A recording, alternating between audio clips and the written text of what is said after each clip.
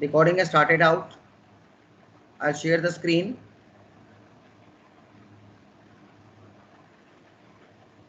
Screen share हो रही है? हाँ हो गई, I think so. Now this is the yesterday's class. I told you that we have got the three main factors which influence the ACR: resistance, inductance, and capacitance. Resistance R, we all know it.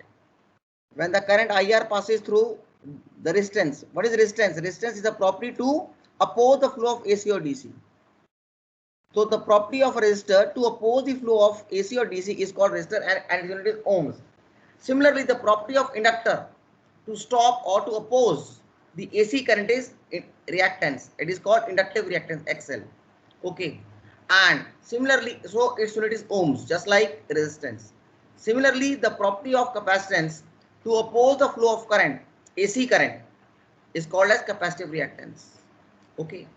इसके बाद एक चीज और लिखवाई थी, Ohm's law. If there is over here, the Ohm's law will be when a current passes and there is a resistance, then VR is equal to IR into R. Similarly, the Ohm's law in inductance will be just like this. Ampere into ohms is volts. So this is also dimensionally correct. IL is in amperes, XL is in ohms. So ampere into XL is VL, volts. Similarly over here, this is the Ohm's law of inductance. Similarly, the Ohm's law of capacitance will be VC is equal to IC into XC. I hope everyone is understanding it out. Yes, Aditya, Suruchi, Diksh. ये समझ आ रही है ना? Yes. Okay. Now, then I told you what is a phasor. Phasor is nothing but every voltage, AC voltage, only AC voltage. AC voltage and AC current are always vectorially represented by phasors. The vector representation of AC voltage and current is called phasor. This is the voltage phasor, this is the current phasor. Phasors are nothing but just like vectors. Phasor is always represented by capital letters. इसको note करते रहना please. This you won't find all in one page. This whole notes will come in 1.5 pages. That is more than enough to tackle any numerical and any theory. तो इसको साथ साथ लिखते रहना. So this is called as voltage phasor, where this line shows the magnitude and this shows the direction. The arrow shows the direction, just like vectors. Similarly over here, this is current phasor. The magnitude, this is the magnitude line, and this is the direction line. Now the angle between, then what is phase angle? What is the phase angle? Phase angle is the angle between the current phasor with respect to voltage phasor. कहने का मतलब है voltage आपको x axis पर ले लो, अगर current phasor उससे ऊपर है तो लीडिंग एंगल होगा, अगर करंट फेजर उससे नीचे है तो लैगिंग होगा, फेज एंगल लैगिंग होगा. हमने करंट फेजर को देखना with respect to voltage phasor. याद रख लेना, voltage phasor is on the x axis, उसके रिस्पेक्ट में अगर करंट फेजर ऊपर है उससे एंटी क्लॉकवाइज ऊपर है, तो ट्रिग्नोमेट्री क्या बोलती है, कोई भी चीज अगर एंटी क्लॉकवाइज एक्स एक्सिस से ऊपर है तो पॉजिटिव एंगल होगा, और जो उससे नीचे होगा क्लॉकवाइज में तो वो नेगेटिव होगा. Similarly over here, so here we have got two currents, current phasors I1 and I2, and voltage is V phasor. तो वोल्टेज V फेजर के रिस्पेक्ट में जो एंगल बना रहा है I1, वो phi1 बना रहा है. phi1 is in the upper direction, in the anti clockwise direction we got to go upwards. तो ये आपका एंगल phi1 क्या हो गया, it is leading angle, leading phase angle. So I1 leads the voltage by phi1, phase angle phi1, or the phi1 is the phase angle between I1 and V, and it is leading.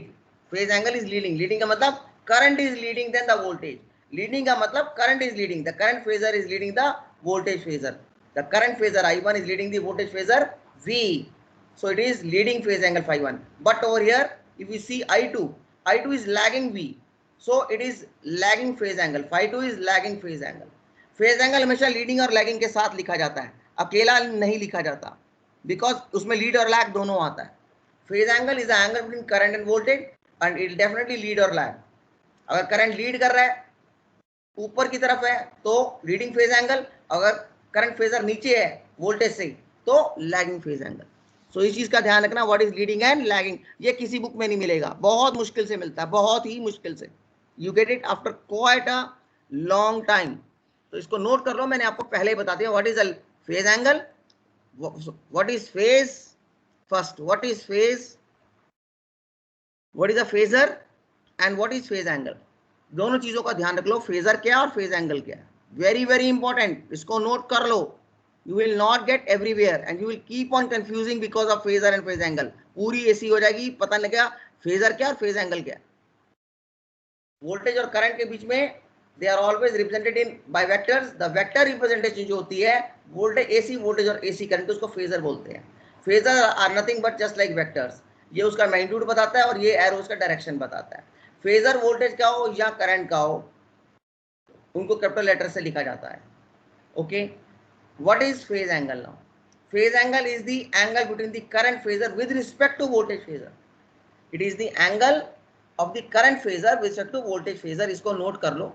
अगर current phasor उससे ऊपर है anti clockwise, तो leading phase angle है phi1 और phi2 क्या lagging phase angle. Why? Because I2 is below V.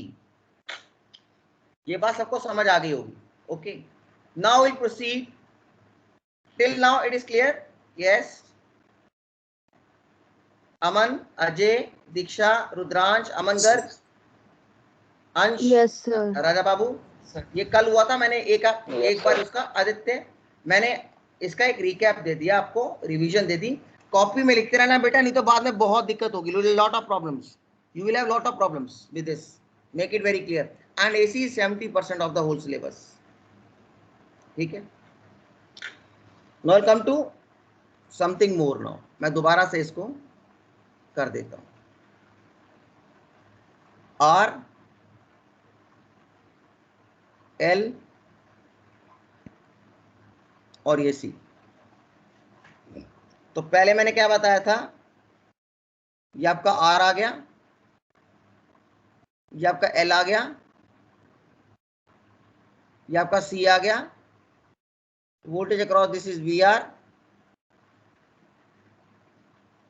and IR is the current. Similarly over here, IL is the current, VL is the voltage. Similarly VC is the voltage, IC is the current and R is resistance in ohms. यहाँ पर XL आता है. XL की value कितनी थी? 2 पाई FL, जो कल मैंने नहीं बताई थी. It is frequency dependent. The inductive reactance is frequency, ये हमने 12th में कर चुके हैं. Inductive reactance is 2 pi FL. 2 pi into frequency into L. L is the inductance in Henry. F is the frequency of the circuit, of the AC circuit. And similarly, XC कितना होता है? What is XC? Class. XC की value कितनी होती है? Who will tell me? Capacitive reactance की value कितनी होती है? Anyone in the class? Yes, who will tell me out? What is the value of XC? X is equal to how much? भूल गए हो? सुरुचि, what is the value of XC, child? Yes, Suruchi. Are you there or not?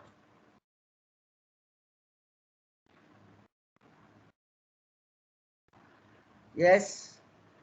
Who will tell me out? Rudransh.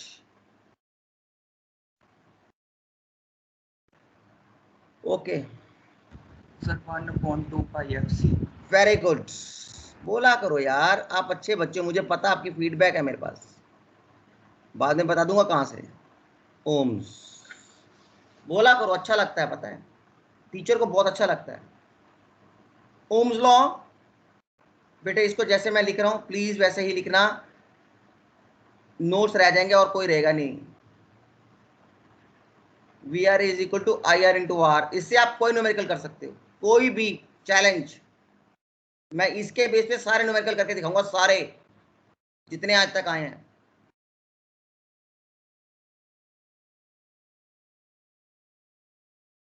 बस ये chart हमेशा आपके सामने होना चाहिए.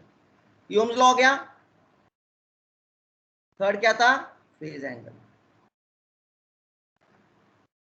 फेज एंगल क्या होता है? इसमें जीरो होगा. वी आर और आई आर पैरेलल होते हैं तो जीरो होता है इसमें. फेज एंगल जीरो है. इसमें कितना होगा?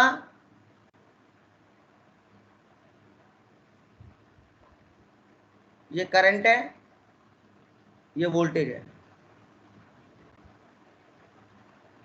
ये नीचे को आ रहा है, इसके सेट में ये नीचे आ रहा है, या इसको ऐसे बना लो, बेस्ट रहेगा। V को हमेशा एक्स एक्सिस पे लो, वोल्टेज को फिर करंट को लो, आपको दिक्कत नहीं होगी। Sorry, VL phasor is always shown by capital letters. Small v का कैपिटल V हो गया L, स्मॉल I का कैपिटल I हो गया L, so it is lagging by 90। ये -90 डिग्रीज हो गया लैगिंग। लैगिंग 90 डिग्रीज, ये हो गया इसका फेज एंगल, लैगिंग 90 डिग्रीज। इसके बाद ये पूरा फेज एंगल है लैगिंग 90 डिग्रीज, -90 या लैगिंग 90 डिग्रीज। ओके, उसी प्रकार से ये current Leeds, capacitive current leads the capacitive voltage bye 90। इसकी डेरिवेशन हम लोग 12th में कर चुके हैं। Pure capacitance under AC, pure inductance under AC and pure resistance under AC, ये डेरिवेशन कर चुके हैं। Current lags, current leads, here the current lags, तो नेगेटिव फेज एंगल आएगा, लैगिंग फेज एंगल। यहाँ आएगा लीडिंग फेज एंगल, तभी +90 और leading phase angle child. Okay, next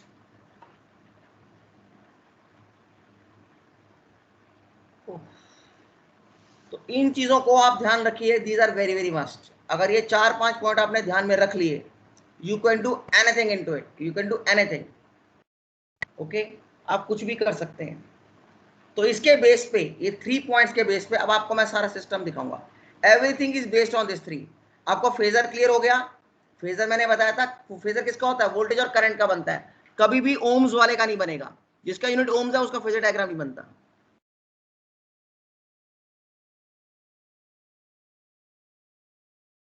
in points को याद रखना है हमेशा। नाउ आ गया series RLC circuit, very important. RLC circuit, अब इन्हीं पॉइंट्स को यूज करके आपको आरएल, आरएलसी सब कुछ, आरएलसी आ गया तो आरसी भी आ जाएगा, आरएलसी आ गया तो आरएल भी आ जाएगा।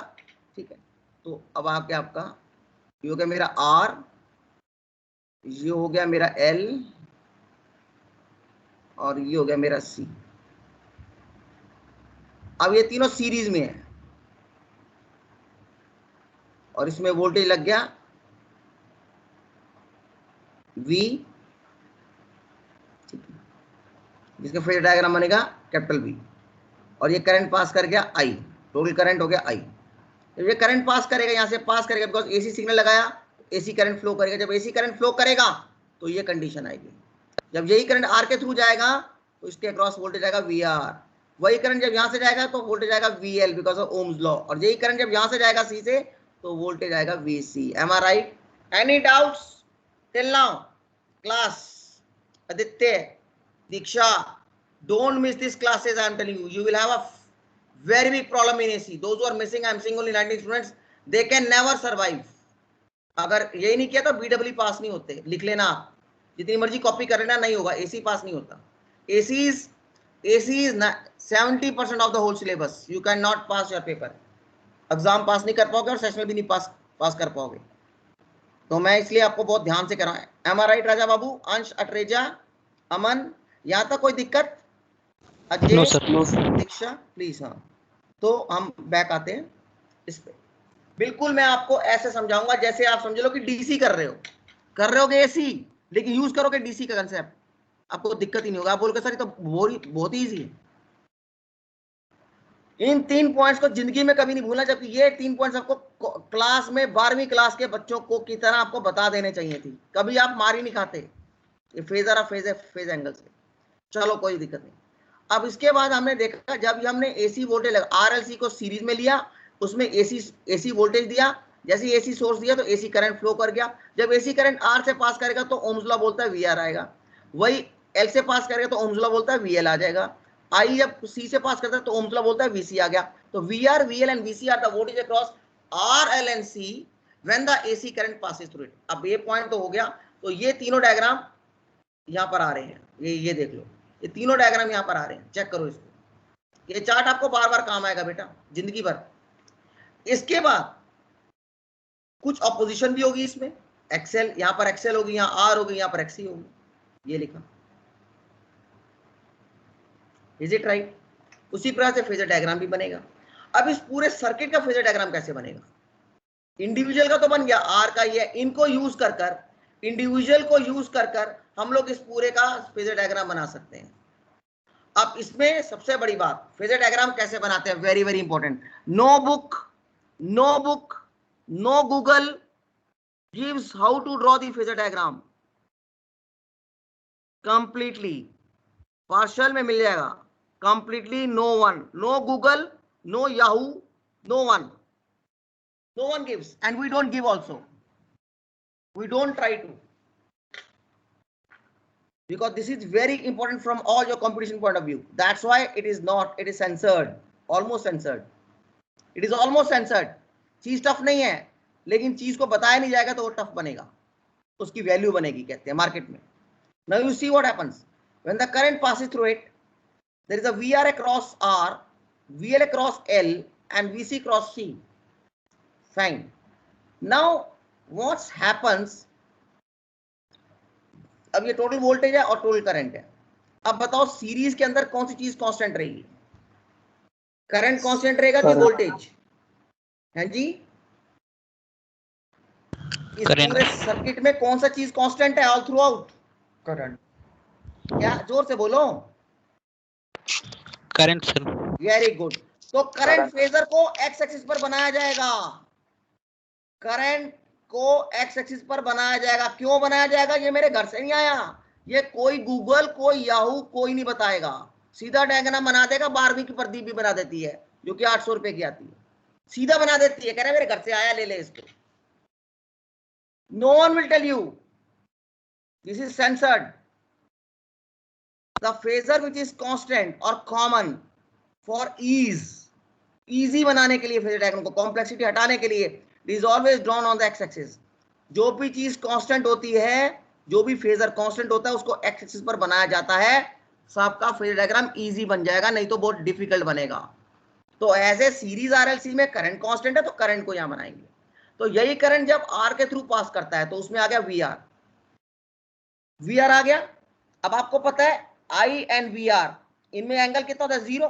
तो जहां आपने आई बनाया साथ में आप क्या बनाओगे? V R. इसलिए यहां बनता है, मेरे घर से नहीं बनता, यहां से बनता है। As the angle between I passing through R and voltage VR, the angle is 0 because of this. That's why यहां बन गया VR। यहां से लेके यहां तक है, इसकी डायमेंशन ज्यादा होगी हमेशा, because VR is I into R, VR is IR into R, तो VR का मैग्नीट्यूड हमेशा ज्यादा होगा, इसलिए यहां बनाया। यहां से लेके यहां तक इसका मैग्नीट्यूड वैल्यू है, ओके। और एंगल कितना है? 0 है। VR और IR में फेज एंगल कितना है? 0, ये लिखा हुआ 0, तो it is on the same. उसके बाद जब ये करंट L से पास किया, उसके क्रॉस वोल्टेज आ गया VL। अब VL लीड करता है, देखो VL लीड करता है किससे? 90 डिग्री से। अगर I यहां पर है तो VL यहां बनेगा। समझ आई क्यों बना? यहां पर स्ट्रेट बना लेना इसको, थोड़ा स्ट्रेट नहीं बना। I hope everyone is understanding it out. Class समझ आ रही है ये बात? Yes sir. इसको ध्यान से सुनना, लिखते जाना प्लीज। इतना अच्छा किसी में नहीं दिया हुआ। Yes sir. प्रदीप में मोटाई है, गहराई नहीं है। अब आओ, इसके बाद things are not tough but they are not put properly. यही करंट जब सी के थ्रू पास करता है तो उसके क्रॉस वोल्टेज क्या आता है बेटा? वीसी। अब जो वीसी है और ये आई है, ये जो आई पास कर रहा है और जो वीसी है, इसमें क्या फेज एंगल होता है? The current Leeds the voltage bye 90। इसका मतलब अगर यहां करंट है तो इसका वोल्टेज लैग करेगा। वोल्टेज क्या करेगा? लैग। तो लैग मतलब नीचे, ये बन गया वीसी।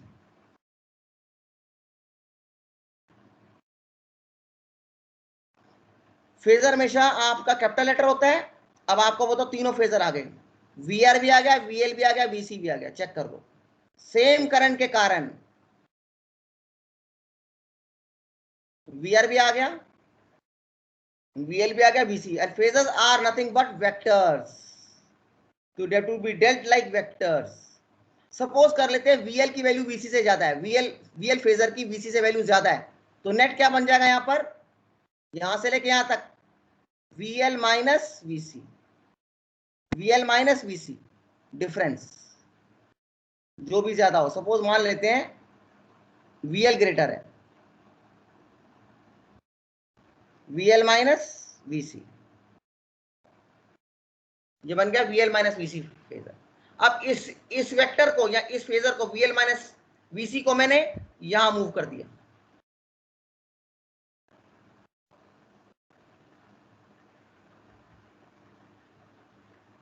इसको मैंने यहां मूव कर दिया, ये हो गया, ये आपका यहां से लेके यहां तक वीआर और यहां से लेके यहां तक वीएल माइनस वीसी।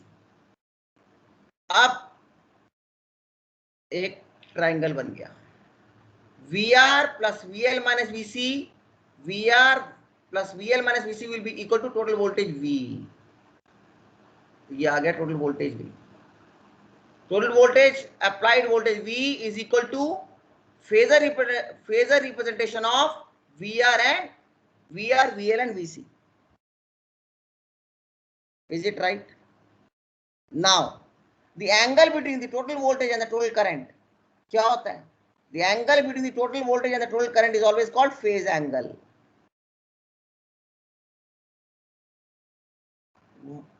ठीक है, it is always called phase angle. यहाँ ये lagging है because voltage ऊपर है और करंट नीचे, तो ये lagging phase angle है, लेकिन ये phase angle है phi। लेकिन ये phase angle क्या है? phi। phase angle क्या है? phi। ये सबने लिख लिया है, all have written this out। मैं इसको रब करूंगा अभी। ये सबने लिख लिया कि नहीं लिखा क्लास? लिख लिया सर। नहीं, इसको लिख लो साथ साथ, बिकॉज ये बहुत इंपॉर्टेंट है। यही लैगिंग था आपके पास 12th क्लास में, जब हमने आरएलसी किया था, ये लैगिंग था आपके पास। यू शुड ऑलवेज, हाँ ये लैगिंग है आपके पास। आपके पास एक जगह नहीं है, ये डिस्ट्रीब्यूटेड है, डेरिवेशन जरूर है, लेकिन एक जगह नहीं है आपके पास। That's why you had lot of problems. Who is talking right now over here? Who is he? Hello sir. Saurabh? Yes Saurabh. Sir doubt है सर। हाँ Saurabh, please speak out. Saurabh sir आपने वीडियो में बनाया सर फेजर डायग्राम?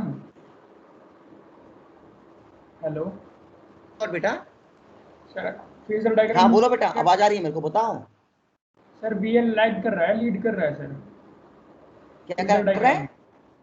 वीएल जो है sir, phasor diagram में V L lead कर रहा है। मैंने कहा था करंट लीड करेगा। ये क्या लिखा मैंने? ये क्या लिखा? लैगिंग। हमने करंट फेजर को देखना है बेटा। आपने लेट ज्वाइन किया और हमने करंट फेजर को देखना है, वो वोल्टेज के रिस्पेक्ट में लीड करता है कि लैग करता है, उसको फेज एंगल बोलते हैं। ठीक है, फेज एंगल की भाषा में। जनरल में हम कुछ भी कह सकते हैं, जैसे करंट यहां पर है, वोल्टेज लीड कर रहा है। सर वोल्टेज लीड कर रहा है। 12th में हमने क्या था? Voltage leads the current. ये तो सही है, लेकिन जब फेज एंगल बोलेंगे, फेज एंगल हमेशा करंट के रिस्पेक्ट में होता है। मतलब वो current phasor with respect to voltage phasor, याद रख लेना। जब भी बेटा, वेरी गुड, आपने बहुत अच्छा क्वेश्चन पूछा। फेज एंगल जो है, जब भी फेज एंगल के बारे में पूछा जाएगा, तो हमने ये देखना है कि करंट फेजर क्या वोल्टेज से लीड करता है कि लैग करता है। अगर करंट फेजर वोल्टेज से लीड करता है तो लीडिंग फेज एंगल, और अगर करंट फेजर वोल्टेज से लैग करता है, पीछे रहता है उससे, तो lagging phase angle. Phase angle के रिस्पेक्ट में हम बोलते हैं लीडिंग या लैगिंग। जब भी फेज एंगल को डिफाइन किया जाएगा, जब भी फेज एंगल को, स्पेशली फेज एंगल को, तो हमेशा करंट फेजर को देखना है with respect to voltage phasor, lead और लैग। अगर जनरल भाषा में, फेज एंगल की बात नहीं कर रहा, जनरल बोल रहे हैं, जनरल, तो यहां तो बोल सकते हैं voltage phasor is leading the current phasor, यहां पर voltage phasor VC is lagging the current phasor. ये तो बोल सकते हैं ना जनरल भाषा में बेटे। बहुत अच्छा क्वेश्चन है। फेज एंगल जब बोलेंगे तो करंट फेजर को देखेंगे वोल्टेज के रिस्पेक्ट में। और अगर हम और अगर हम, दोबारा बोलता हूं, अगर हम जनरल भाषा में बोल रहे हैं, फेज एंगल के रिस्पेक्ट में नहीं बोल रहे, जनरल बोल रहे हैं, तो यहां भी देख लीजिए इस ट्रायंगल में ये V क्या है, phase angle of the complete circuit of the supply voltage, and current I is the supply current. तो total, this is total current, this is the total voltage. The total voltage over here is leading, the total phasor voltage V is leading the total phasor current I. voltage V, phasor voltage, ये phase इससे lead कर रहा है. Phase angle नहीं बोल रहा, angle से नहीं, एंगल की बात नहीं कर रहा मैं. जब मैं फेज एंगल बोलूंगा, एक मिनट, जब मैं बोलूंगा what is the phase angle between V and I, आप बोलोगे सर द फेज एंगल की वैल्यू तो फाई है, लेकिन it is lagging. Why? Because current is over here, पीछे की तरफ है और वोल्टेज ऊपर है. तो इसके रिस्पेक्ट में, V के रिस्पेक्ट में I लैग कर रहा है, नीचे को है. ठीक है, फेज एंगल के भाषा में सिंपल अगर बोलना है फेज है तो कह सकते हैं voltage, total voltage is leading the total current by 5. वो जनरल है. जब फेज एंगल बोलेंगे तो बिल्कुल पर्टिकुलर हो जाएंगे हम लोग. Very good question, very good specific question you asked, बहुत अच्छी बात है. और न्यूमेरिकल में फेज एंगल पूछा जाता है, जनरल चीजें नहीं पूछी जाती. ये तो थ्योरी में एक्सप्लेन करने के लिए है. न्यूमेरिकल में आपको फेज एंगल पूछेगा, explain the derive the phase angle. Phase angle means आपको बिल्कुल एग्जैक्ट हो जाना है कि आपने ये देखना है कि वोल्टेज के रिस्पेक्ट में करंट ऊपर है कि नीचे है. अगर ऊपर है करंट वोल्टेज के तो लीडिंग फेज एंगल, अगर नीचे है तो lagging phase angle. Very good Saurabh. Any other doubts? Any other doubts please class? Good. अब मैं इसको रब कर दूं. I have to go ahead now. Yes, may I rub this because I have to draw further also. Yes, speak out भाई, कोई तो Yes, sir. क्या, because I have to proceed also. Okay.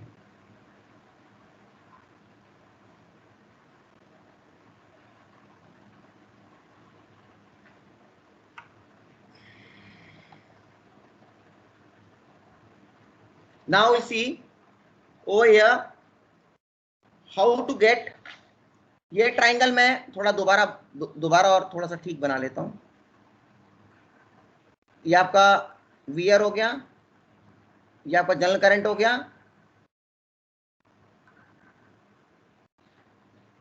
ये V था, ये हो गया VL minus VC,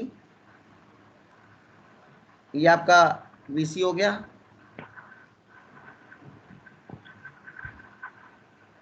और ये हो गया आपका VL माइनस VC, ये V हो गया, और ये एंगल हो गया 5. बेटे अपना म्यूट कर लो आप इसको. Now this is your voltage triangle. This is called as voltage triangle. 12th में भी था. This is called as voltage triangle of series RLC circuit. Series RLC circuit, very important.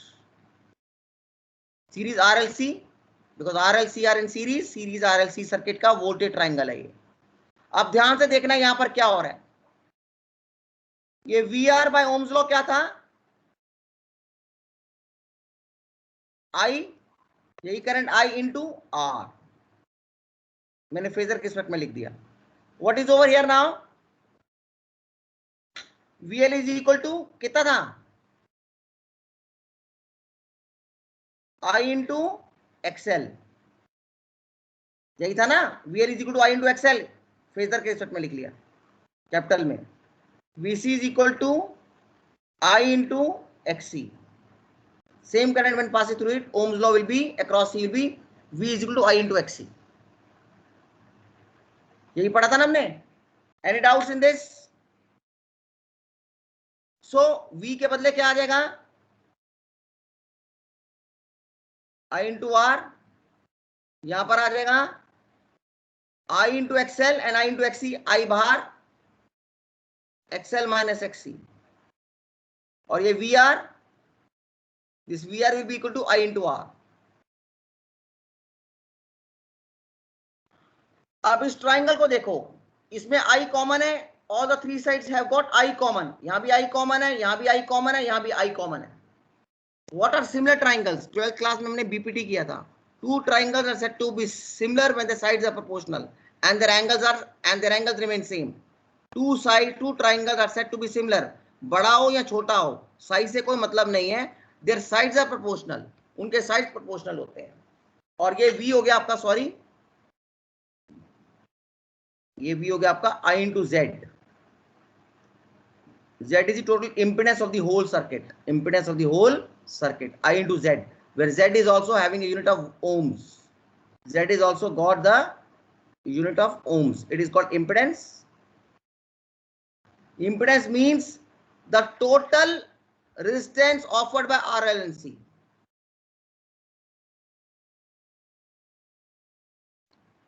Total impedance, और उसका unit क्या होगा, ohms, Z. अब इसके अंदर ध्यान से देखना, अगर मैं इस पूरे ट्राइंगल में, पूरे ट्राइंगल को I से डिवाइड कर दूं, इसको भी I से डिवाइड कर दूं, इसको भी I से डिवाइड कर दूं, इसको भी I से डिवाइड कर दूं, तो यहां पर क्या बचेगा, ये I into R है, यहां पर क्या बचेगा R, यहां पर क्या बच जाएगा XL into XC, यहां क्या बच जाएगा Z. तो ट्राइंगल ये बन जाएगा आपका. If you divide by I, divide every side by I, you get this. You will never get this anywhere. The way I am teaching you, you will never get this method. You will never get it. आपको अलग अलग मक करवाएगा वो, अलग अलग. IITN भी, IIT professor भी करवाएगा, ठीक है, वो भी कोई दूध का धुला नहीं है, वो भी कराएगा ऐसे, वो इतने शॉर्टकट नहीं बताएगा, उसे नहीं पता होता, उसे किताब पता है, ठीक है. Now if we divide the whole thing by I, we'll get this. Now we'll get impedance triangle. This will be Z, this will be what, XL. Please keep on noting, मैं बता रहा हूं, ये नहीं मिलेगा कहीं पर भी आपको. ये हो गया ES, ये नेट रिएक्टेंस हो गया, ये बन गया नेट रिएक्टेंस, और ये हो गया R.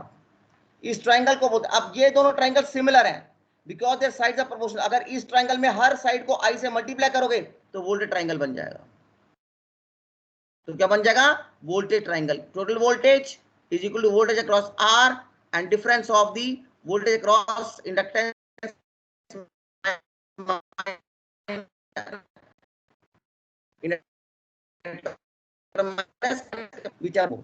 अब इसी ट्राइंगल को, वोल्ट ट्राइंगल को अगर I से डिवाइड करें, इसको, इस ट्राइंगल को बोलते हैं इंपेडेंस ट्राइंगल. इंपेडेंस IMPEDNC ये लिखा मैंने. इंपेडेंस ट्राइंगल और Z ट्राइंगल, ये एंगल और ये एंगल सेम रहेगा phi, because they are similar triangles by BPT, basic proportionality theorem. Two triangles are said to be similar when their sides are proportional. So this is, I'm using all maths of 10th class to make the topic very easy. This is called tailor made notes. Okay, impedance triangle, ये हम 10वीं 12वीं class के बच्चों को करा देते हैं.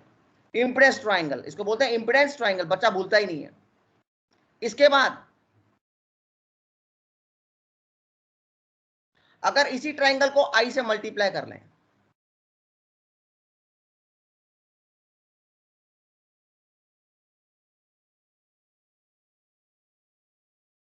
तो ये क्या बन गया आपका, पावर ट्राइंगल. क्या बन गया आपका, अब ये कितना बन गया, I स्क्वायर इंटू Z, ये बन गया I square into XL minus XC, ये बन गया I स्क्वायर R. तो ये ट्राइंगल आपका ये बन गया. इसको बोलते हैं पावर ट्राइंगल. क्या बोलते हैं इसको, पावर ट्राइंगल. इतना शॉर्ट में कहीं नहीं है.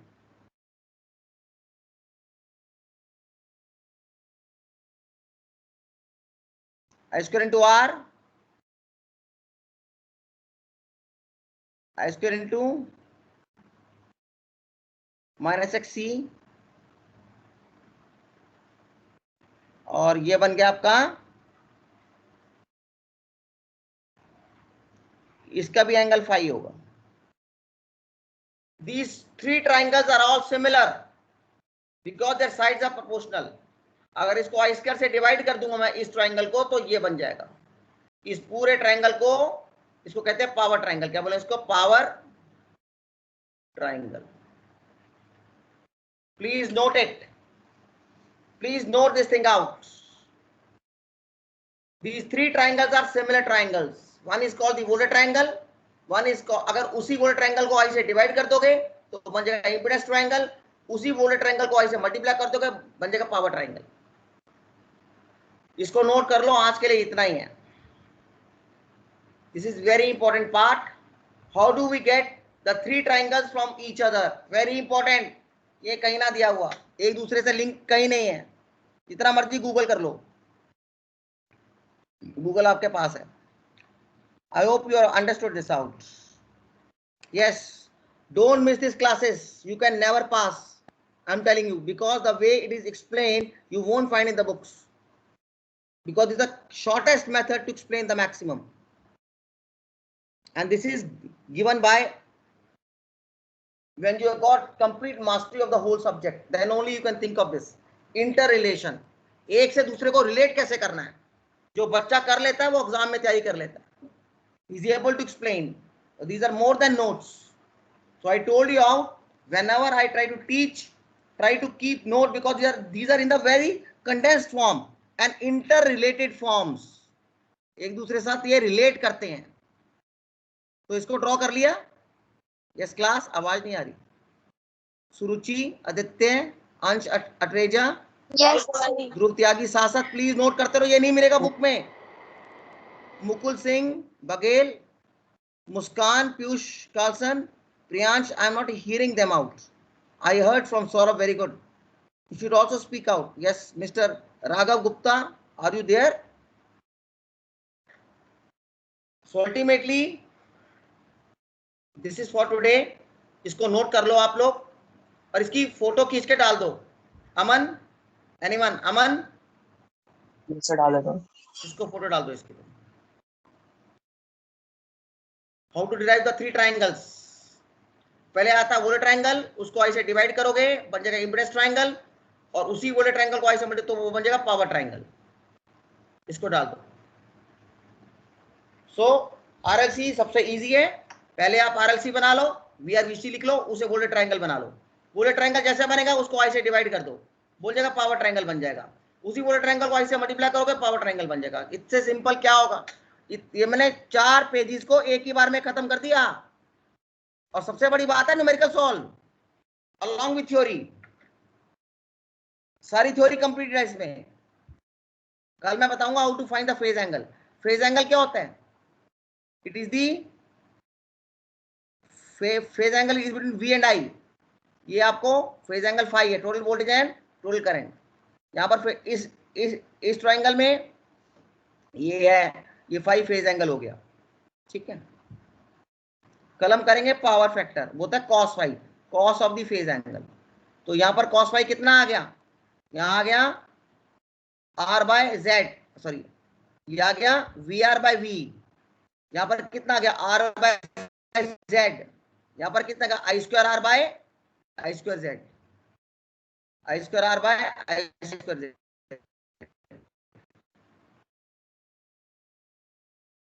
यहाँ पर ये आ गया I square R by I square Z, power factor. Let me take your attendance.